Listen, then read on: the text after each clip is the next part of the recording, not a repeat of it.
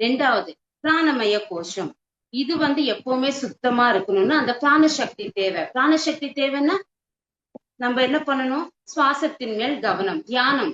அதிகமா தியானம் பண்ணும்போது அந்த காஸ்மிக் எனர்ஜி நமக்கு உள் வாங்கும் போது பிராணமய கோஷம் எப்பவுமே பியூரா இருக்கும். மூணாவது மனோமய கோஷம். இது எப்பவுமே பியூரா இருக்கணும்னா நமக்கு தேவையான விஷயங்கள் மட்டுமே சேகரிக்கணும்.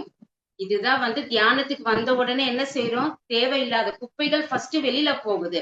சோ இங்க மனோமய சரீரத்துல நம்ம மனசு இருக்கு. அந்த மனசு பியூரா இருக்கணும்னா எது எனக்கு அவசியமோ அதை மட்டும் தான் நான் உள்வாங்கணும். அப்ப அது பியூரா இருக்கும். மூணாவது. நாலாவது விஞ்ஞானமய கோஷம். விஞ்ஞானம்னா ஞானம். அந்த ஞானத்தை நான் உள்வாங்கணும். சரியான ஞானத்தை நான் உள்வாங்கணும். இங்க தியானம் பண்ணணும், சுவாத்தியம் நிறைய புக்ஸ் படிக்கணும், மத்த மாஸ்டர்ஸ் கிட்ட எக்ஸ்பீரியன்ஸ் கேட்கணும், சேவை பண்ணணும். இதெல்லாம் பண்ணும்போது சரியான ஞானம் எப்ப நான் உள்வாங்குறேனோ அப்ப அந்த விஞ்ஞானமய கோஷம்ன்றது பியூரா இருக்கும். அதுக்கப்புறமா பாத்தீங்கன்னா ஆனந்தமய கோஷம். இந்த மேல நான் சொன்ன 4 கோஷங்கள் எப்ப பியூரா நான் வச்சிருக்கேனோ அப்ப ஆனந்தமய கோஷம் ஆட்டோமேட்டிக்கா பியூரிஃபைன்றது ஆகும்.